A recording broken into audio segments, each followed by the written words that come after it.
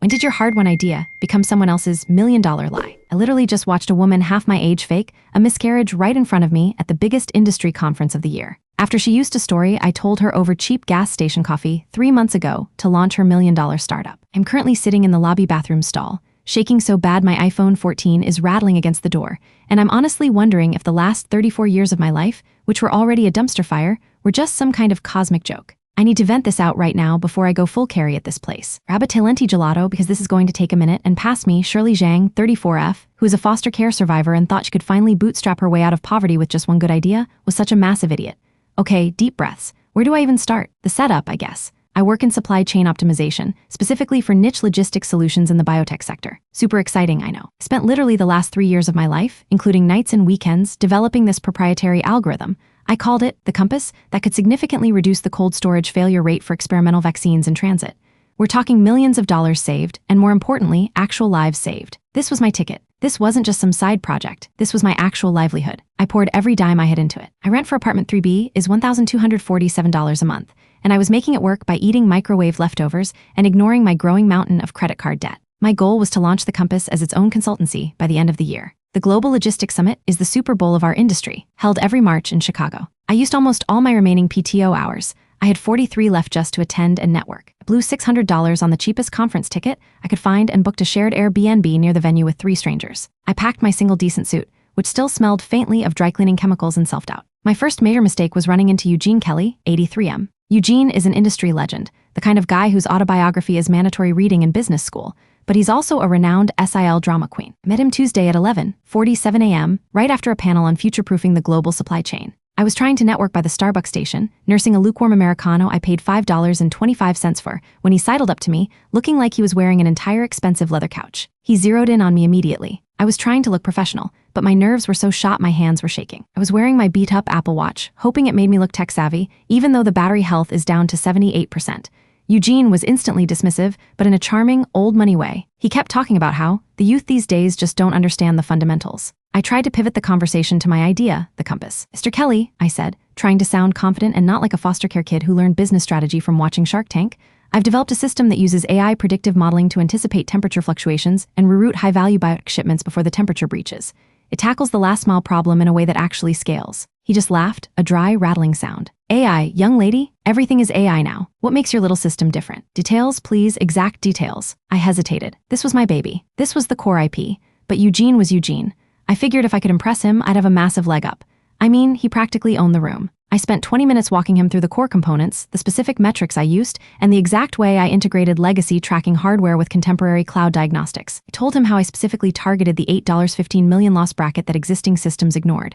I was so excited I was almost vibrating. He listened, nodded, and then looked me dead in the eye and said, "Interesting, highly theoretical, but interesting.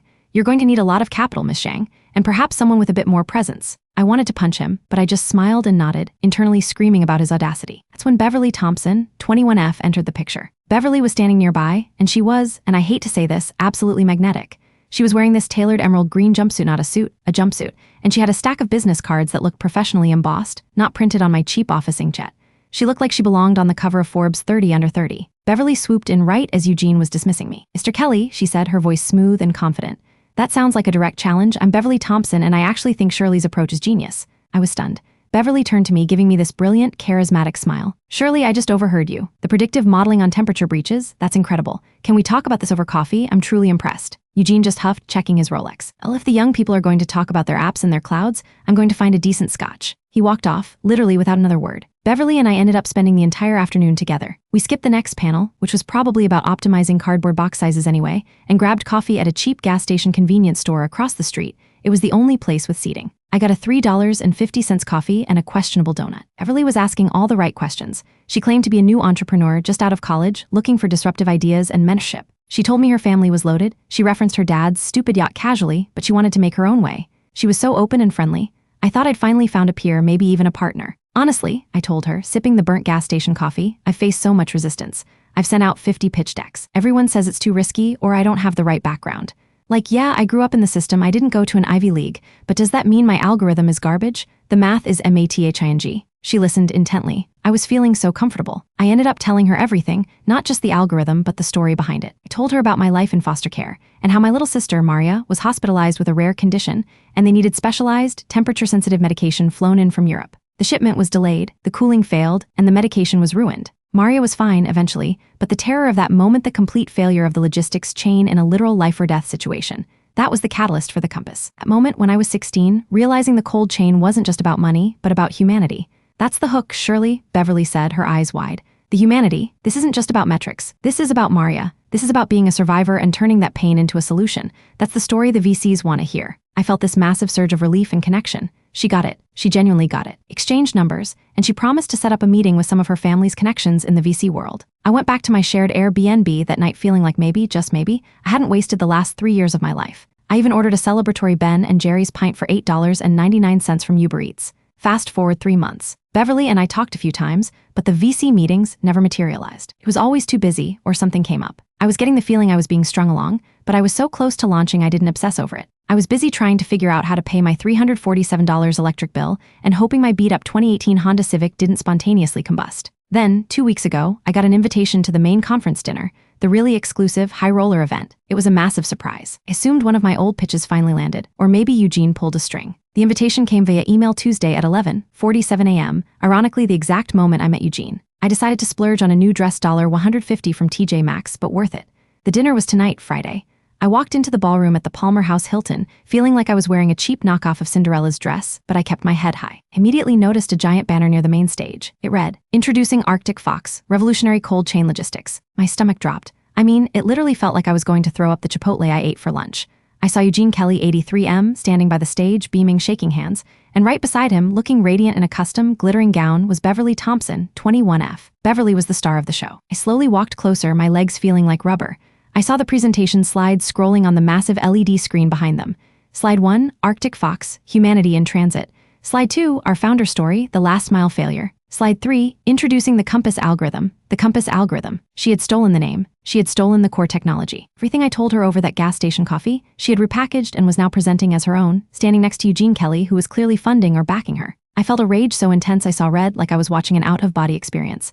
I needed proof. I needed details. I marched right up to the velvet rope separating the VIPs from the rest of us suckers. Eugene saw me first. He raised an eyebrow, clearly recognizing my cheap dress. Miss Zhang, he drawled, his voice carrying just enough to be heard over the polite chatter. "So glad you could attend the launch of Arctic Fox." Beverly turned. Her smile didn't reach her eyes, but she played the role of the gracious hostess perfectly. "Shirley, so wonderful to see you. Are you enjoying the event?" "No, Beverly," I said, my voice dangerously low. I felt my hands shaking again, but this time it wasn't fear, it was pure adrenaline. "I am not enjoying the event. I'm looking at my intellectual property, my 3 years of work, plastered on a screen with your name on it." Eugene stepped closer, putting a proprietary hand on Beverly's shoulder. "Miss Zhang, please, we're celebrating innovation. Arctic Fox is a brilliant, necessary solution developed by brilliant minds. Are you suggesting something nefarious?" "I'm suggesting she stole the Compass," I snapped. Beverly let out a little practiced laugh. "Oh, Shirley, I told you I was working on something similar. We all pull inspiration from the air, don't we? Besides," she leaned in conspiratorially, "you really didn't have the capital or the presence to execute this vision, did you?" She used Eugene's exact words. The disrespect. The utter disrespect. I was about to unleash every single technical detail, every specific metric I shared with her that afternoon, to prove that she copied me verbatim. Integration of the legacy systems using a nonlinear regression model tailored to specific temperature profiles is my IP, Beverly. You can't just claim. That's when Charlotte Patel, 55F, appeared, literally popping up out of nowhere, looking like a disgruntled society matron who was deeply invested in whatever drama was unfolding. Charlotte is Eugene's extremely wealthy, perpetually dissatisfied sister-in-law, SIL drama queen, remember. Charlotte pointed a perfectly manicured finger at Beverly. "Eugene, dear, did you tell the child she needs to tone down the champagne? I saw her 3 glasses ago. She needs to think about the baby, doesn't she?" Beverly froze. Eugene's hand on her shoulder tightened. I stopped mid-sentence. The air went out of the room. Beverly turned, her face pale. "Charlotte, please, now is not the time." Charlotte, clearly enjoying the attention, just shrugged. "Oh, come on, dear, we all know, and you're glowing, truly. Do you tell Shirley? Beverly and Eugene, they're having a baby. She's 2 months along." I stared at Eugene. Eugene Kelly, the 83-year-old industry icon, was apparently having a baby with the 21-year-old who just stole my life's work. My brain short-circuited. The math was not mathing, you know? "Is that right, Eugene?" I asked, completely forgetting the stolen IP for one blinding second. "Congratulations on the late life romance." Eugene looked panicked for the first time. "It's complicated, Miss Zhang, and frankly, none of your business." Beverly, however, seized the moment. She straightened up, put a protective hand over her flat abdomen, and gave me the most condescending look I have ever received. "Actually, Shirley, it is her business. I am pregnant. Eugene and I are excited, and perhaps you should leave before you cause a scene." It wouldn't look very good for you to be screaming about algorithms while I'm dealing with the early stages of a high-risk pregnancy. I stood there, mouth open, absorbing the double-barrel blast, IP stolen, and now this completely insane baby reveal that conveniently shut down any confrontation. I wanted to scream, but the ballroom was filling up. I don't believe you, I finally managed to whisper. You were drinking champagne 30 minutes ago. Beverly's eyes narrowed, but her hand stayed on her stomach. She opened her mouth to deliver another blow, but fate, or maybe just sheer chaotic energy, intervened. As she was drawing a breath, a waiter carrying a tray full of champagne flutes stumbled slightly right behind her. Beverly, who was standing on unstable ground in those killer heels, jerked back a tiny bit to avoid the collision. It was a tiny, harmless stumble. She was fine, but she saw the opportunity, the ultimate out. Beverly let out a sharp, theatrical gasp. She grabbed her stomach and stumbled, completely collapsing to the floor in a heap of emerald silk. Oh my God, she screamed, her voice suddenly high and panicked. The baby, I think I've lost it. Surely you pushed me, you attacked a pregnant woman? Eugene immediately rushed to her side, shouting for security and a medic. Charlotte Patel was shrieking. The entire ballroom, which seconds ago was polite and reserved, dissolved into chaos. I was standing there, frozen, watching Beverly Thompson, the charismatic newcomer, the IP thief, clutching her stomach and screaming about a miscarriage, all while pointing a dramatic, accusing finger directly at me. Security guards were running toward us. The lights felt too bright. My phone was vibrating with about 47 notifications, including a Venmo request from my roommate for the $43.67 grocery bill. Beverly looked up at me from the floor, her eyes cold, pure malice cutting through the panic she was feigning.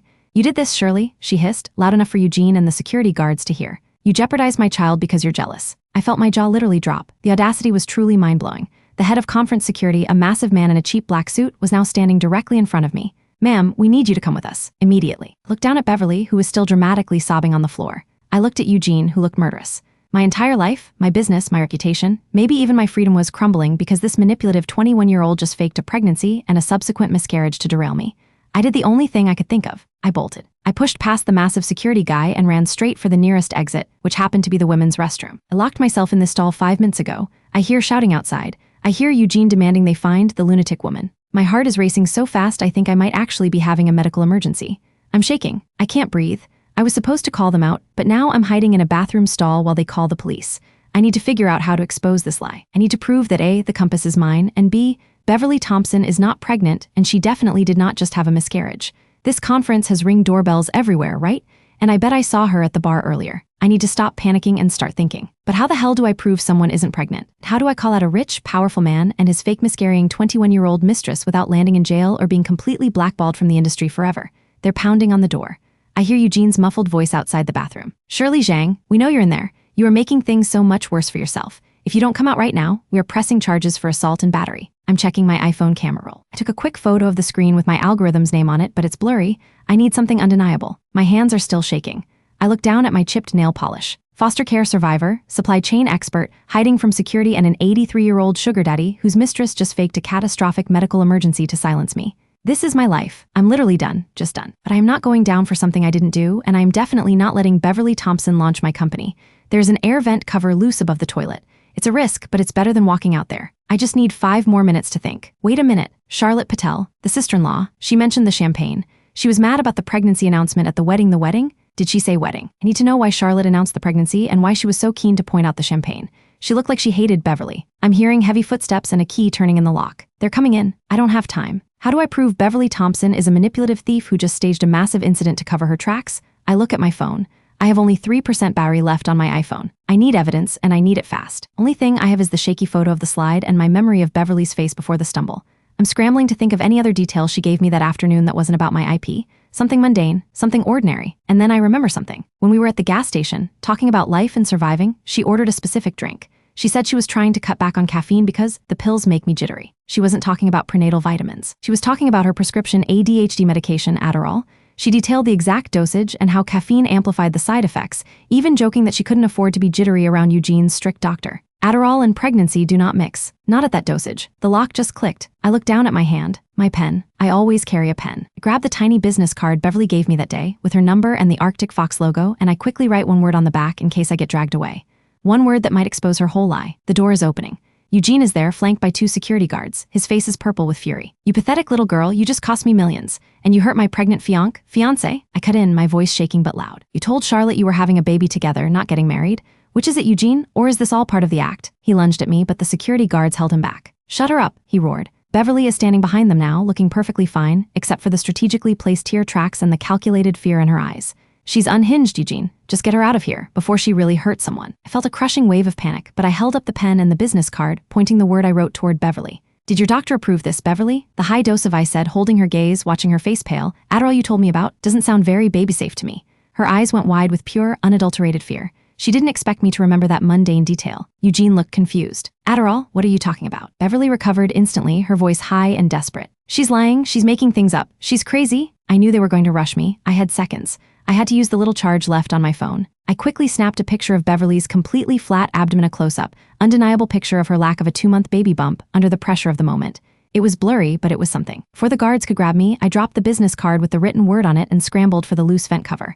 I yanked it off, just as the guards grabbed my arms, ready to drag me out. Eugene was screaming at me. Beverly was shrieking. The evidence is right here, Eugene, I yelled, pointing at the open duct. I have the proof you stole the compass, and I have the proof she is lying about this entire situation. I fought free for 1 second, pulling my iPhone out of the security guard's grip. I saw the flash on the screen, 1% battery. I managed to open the conference Wi-Fi settings, find the conference email list on the contact page it accessed earlier, and before they wrestled the phone back, I hit send on the most reckless email of my entire life, attaching the blurry photo of the slide and the quick snap of Beverly's flat stomach. Guards finally had me pinned, dragging me out of the bathroom stall toward the chaotic ballroom. I'm calling my lawyer, I screamed. You just kidnapped me. Eugene just laughed, a triumphant rattling sound. You don't have a lawyer, Miss Zhang. You have nothing. Beverly, my dear, are you all right? Beverly looked like a cat that just swallowed a canary. She gave me a vicious smile. I'm fine now, darling, she said sweetly to Eugene, never taking her eyes off me. Just a nasty fright, but now we handle this. I was halfway out the door, struggling, when my phone, now in the security guard's massive hand, gave one final gasp. I heard the distinctive sound of an email notification dinging, not from my phone, but from the dozens of attendees' phones in the hallway. Then one final heart-stopping sound from my phone before it died. The notification that the email I sent was rejected, but that one notification from the crowd was enough. Someone had received something. Beverly froze, looking terrified. What did you send? She whispered, all pretense of the sweet victim gone. The truth, I gasped, as the massive security guards dragged me into the chaos of the dinner hall. I sent the truth, and that's where I am, being escorted out of the biggest conference of the year, accused of assaulting a pregnant woman and stealing intellectual property, with a single, possibly undeliverable email, and one massive, terrifying question looming. Did the stolen business idea just become the least of my problems, or did I just manage to call them out in the most public way possible, right before they lock me up? Y'all, I'm typing this right now from my best friend Maya's spare room couch, wrapped in a blanket that smells faintly of weed and disappointment. My adrenaline levels are currently off the charts. I need to finish this story because, TBH, if I don't write it down, I might start to think I dreamt the whole thing up. Okay, so I got dragged out. Literally dragged. Head security dude had my left arm in a grip that felt like a vice, and the other guy had my right, and they were steering me through the massive, glittering ballroom filled with hundreds of people who were all staring at the hysterical woman in the cheap TJ Maxx dress. Eugene was shouting, trespassing, assault, high-risk pregnancy, and Beverly was doing her best impression of a Victorian heroine who just saw a ghost, all tear-streaked and fragile. The guards were moving me so fast I barely had time to register anything, but I saw her one last time. Charlotte Patel, Eugene's sister-in-law. She was standing near the shrimp cocktail station, holding a flute of champagne and looking absolutely delighted by the chaos. When I was dragged past her, she caught my eye and gave me a tiny, almost imperceptible nod. It was the only signal of support I had received all night, and honestly, it felt like getting a lifeline thrown to me in the middle of a hurricane. They took me down to some back office near the loading dock. The conference security guy, Chad, I saw his name tag, because of course I did, basically slammed me into a plastic chair. Eugene followed, spitting mad. Was still screaming about how I ruined his launch, how I committed assault, how I was going to pay for every dollar of the massive investment he just secured for Arctic Fox. You are going to jail, Miss Zhang, he hissed, standing right over me. And trust me, the state will be much less forgiving of your foster care history than I am. The sheer cruelty of that comment using my trauma as a threat, it just solidified everything I needed to know about him. He was truly wrought. I took a deep breath, trying to channel the energy of every overworked social worker who ever told me I had potential. You need to stop talking, Eugene, I said, surprisingly calmly. I did not touch Beverly. You know that. Everyone in the immediate vicinity saw her trip slightly and then stage a full collapse. If you think I'm going to let your 21-year-old mistress steal my 3 years of work and then lie about a miscarriage, you have severely underestimated the level of spite I can conjure when cornered. Beverly, who was leaning against the door frame looking perfectly intact, piped up. Eugene, she's clearly unstable. The police need to deal with her. Unstable? I laughed, a harsh, brittle sound. Beverly, how's the Adderall working out for the high-risk pregnancy? Do you remember to take your afternoon dose, or did the stress of stealing my IP throw you off schedule? Her face went white again. Eugene looked genuinely confused. This was the opening I needed. Eugene, ask her what she took this morning, I challenged him. Ask her about the specific dosage of the stimulant she has to take to function. Ask her why Charlotte saw her pounding champagne like she was at a frat party. Beverly jumped in immediately, her voice shrill. It's a lie. I'm going to show them the ultrasound, Eugene. She's obsessed with me. You can't show anyone an ultrasound, Beverly, I countered, looking her dead in the eye. Because your stomach is flatter than my bank account and I have a photo of it. A blurry, terrible photo, but enough to show there's no 2-month baby bump. Eugene stepped back, looking torn. He's 83, right? He's a smart guy, but he's clearly desperate and maybe a little senile. Looked from me to Beverly, whose composure was visibly cracking. Where's the photo, Shirley? Beverly demanded. It's on an email, Beverly, I said. Even though I knew the email likely bounced, I had to bluff. I sent it right before my phone died. It went to a contact list I stole from the conference Wi-Fi. Did it go through? Probably not. But I left a piece of evidence where you are never going to find it. I leaned forward, nodding toward the conference room door. Dropped the business card right by the toilet, the one with the Arctic Fox logo on it. I wrote the name of your specific stimulant on the back of it.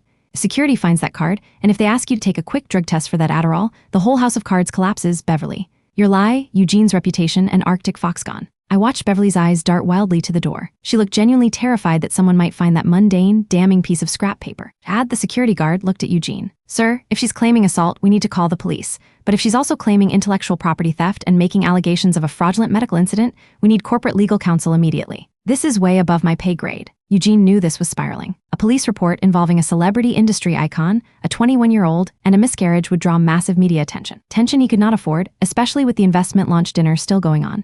He waved his hand dismissively at the security guards. Fine, Chad, escort Ms. Zhang off the premises, get her contact information, and tell her that corporate counsel will be in touch with a cease and desist order tomorrow morning. And if I see her face at this conference again, I will press charges. Chad looked relieved. He grabbed my arm again, less aggressively this time. As he pulled me toward the service exit, Eugene gave me a final, hateful glare. You're a nobody, Shirley, he sneered. A parasite. You tried to ruin a good thing because you are bitter. You will never work in this industry again. I just smiled, which was probably insane, but I did it. Well, see about that, Eugene. Because unlike you, I still have my integrity. And unlike Beverly, I haven't lied about a life-or-death situation just to get ahead. And then I was out. Dumped on the sidewalk on Michigan Avenue at 10:30 p.m. on a Friday night, shaking in my cheap dress, without my phone, but alive and free. I walked 3 blocks before I stopped shaking enough to realize I was alone and my phone was dead. Maybe still in Chad's custody, or maybe just dead in my jacket pocket. I was wrong. It was dead in my pocket. I am an idiot. I called Maya from a payphone at a train station. Yes, those still exist. I had to use the last quarter in my wallet. Maya, it's Shirley. I need you to come get me. I just got kicked out of the Palmer house for getting accused of causing a miscarriage. The silence on the line was epic. Shirley, I am literally watching the Great British Bake Off. What in the actual hell happened? I gave her the quick, dirty version of the IP theft and the fake miscarriage drama. She was in her car in 20 minutes, looking like she wanted to set the city on fire on my behalf. You're going to burn this whole thing down, she announced, pulling away from the curb. First, we get you some Taco Bell. Then we formulate a plan. 2 days later, Sunday morning, I have been stress-eating Cheez-Its and binge-watching Ted Lasso since Friday night, alternating between crying and fits of absolute murderous rage. Maya's the best. She got my phone charged up and immediately started screenshotting every text message and email that came in over the weekend. First thing that happened was the flood of emails from the conference list. Y'all, the email did go through. Not to everyone, but to about 30 high-profile contacts, including 2 reporters from Logistics Weekly. It seems my last-ditch attempt at exposure wasn't completely futile, but the email was titled Proof of Fraud, Arctic Fox KLOITHOMPSON, and the body text was just the blurry photos. No explanation. The backlash was instant and brutal. Hit 3 voicemails from Eugene's corporate lawyer demanding I retract the statement and threatening a defamation lawsuit for $5 million. Maya listened to the third one and almost threw my phone across the room. $5 million, Shirley? That's insane. Do you even have $5? I think I have maybe $27 in my checking account, minus the $8.99 Ben & Jerry's I bought 3 months ago that I'm still regretting, I sighed. And there was the industry reaction. One of the reporters I sent the email to actually tried to call me Saturday morning, but I missed it. My LinkedIn notifications were blowing up with connection requests from people I'd never heard of, all trying to gossip.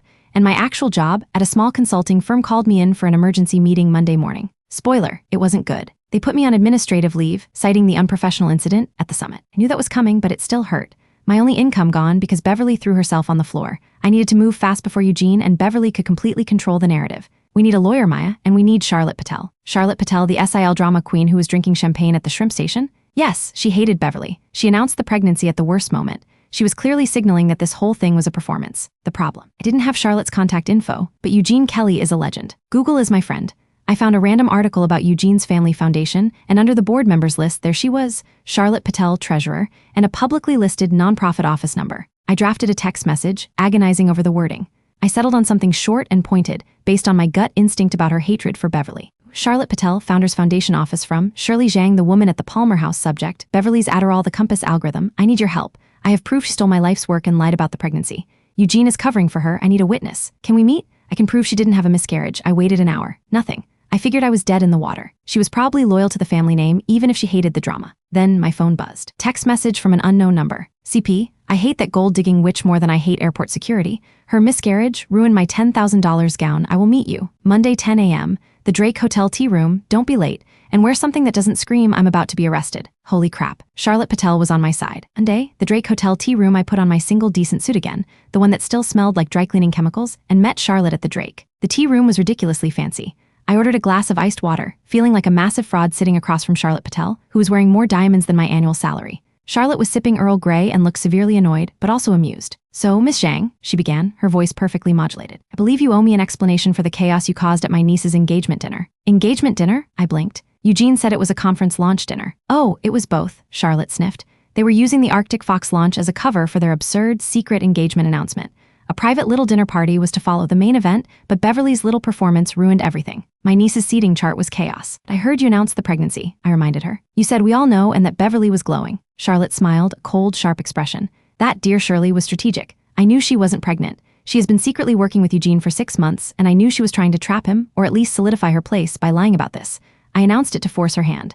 I saw her drink 3 full glasses of Bollinger champagne at the cocktail hour. No expectant mother, especially one who claims to have a high-risk pregnancy, does that. I felt a surge of validation. Thank you, that confirms everything. She was drinking champagne, she took Adderall, and she has no bump. The entire thing was a calculated lie to stop me from exposing her IP theft.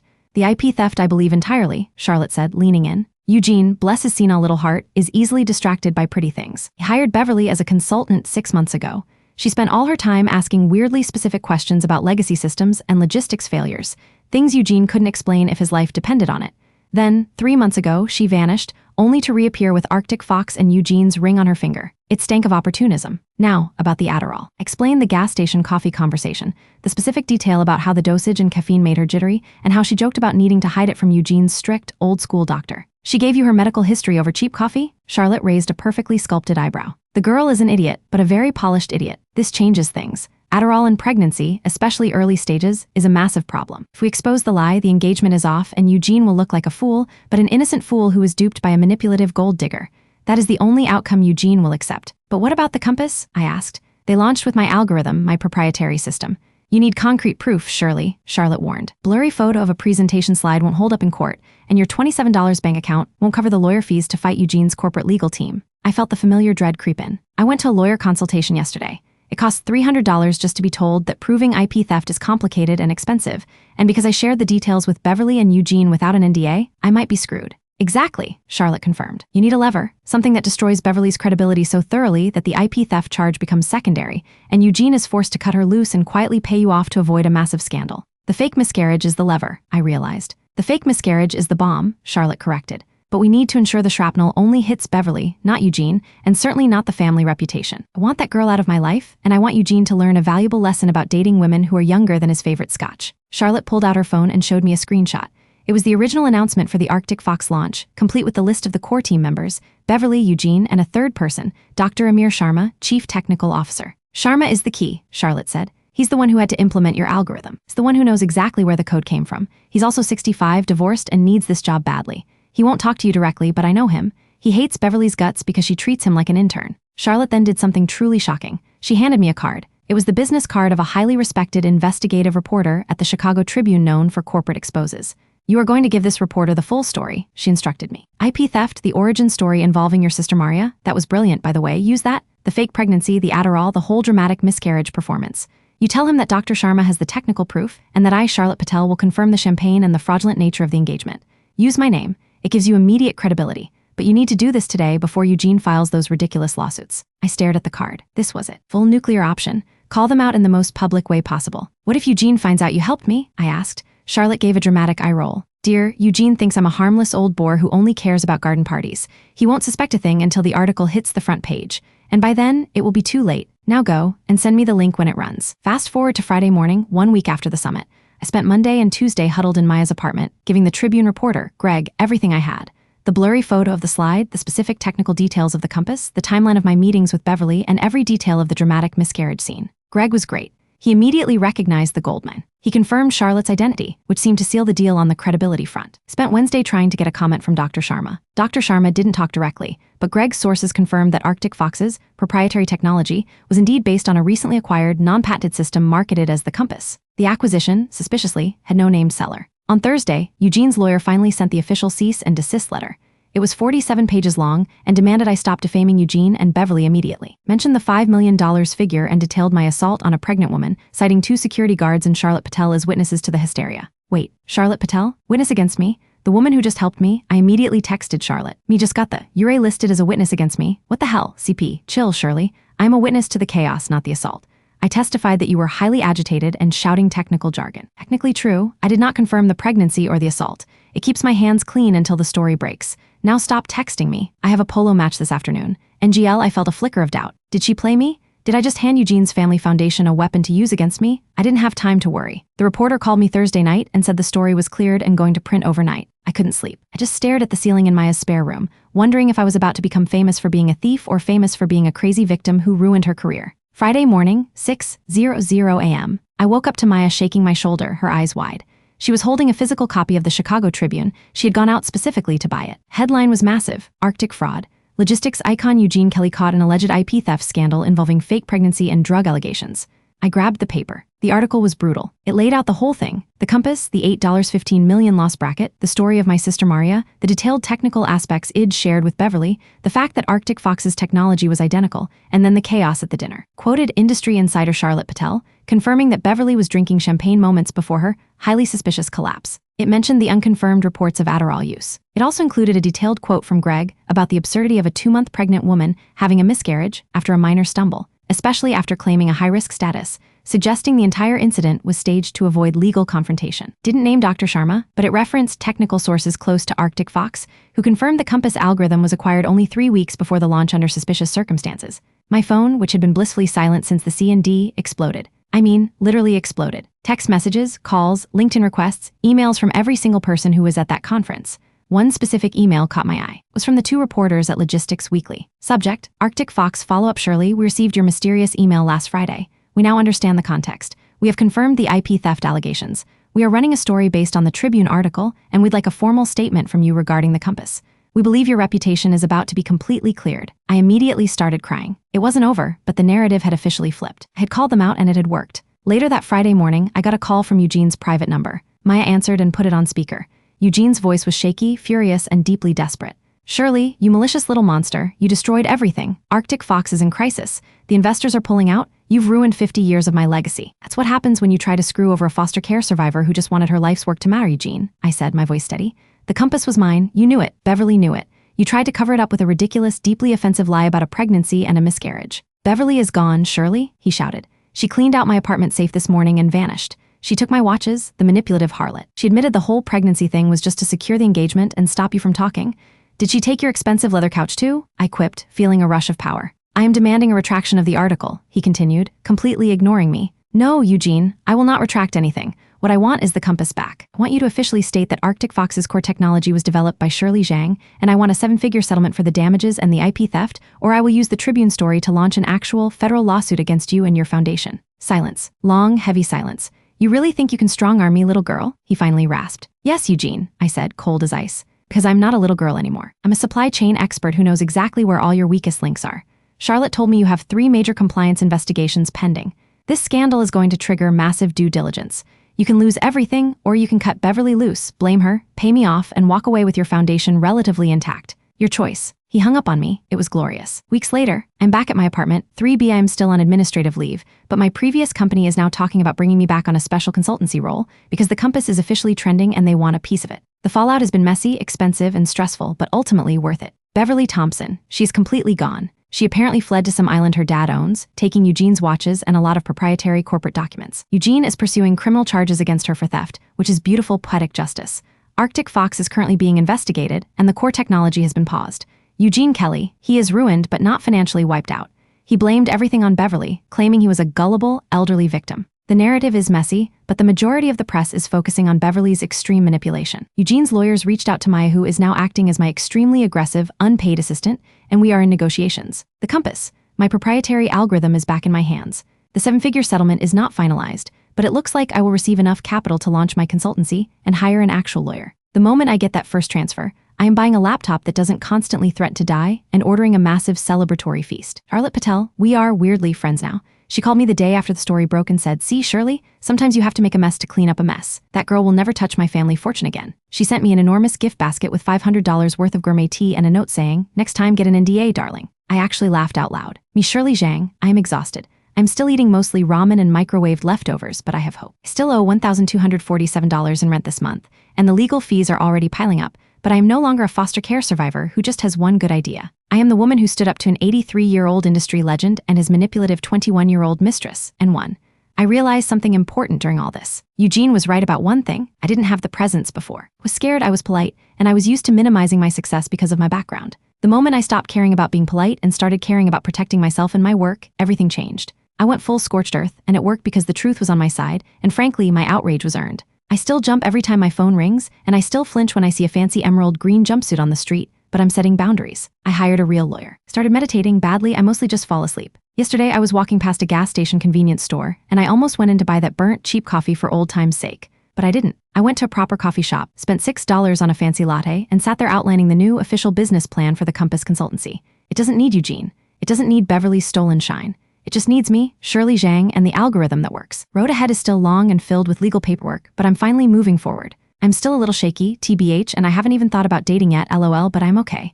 I'm better than okay. Anyway, that's the update. Wish me luck with the negotiations. We'll update if Eugene texts me another ridiculous threat, which, knowing him, is highly likely. Thanks for reading this saga, Weil. Your messages of support literally kept me sane during the chaos. I'm signing off now to go get my first proper, non-stress-induced night of sleep in weeks.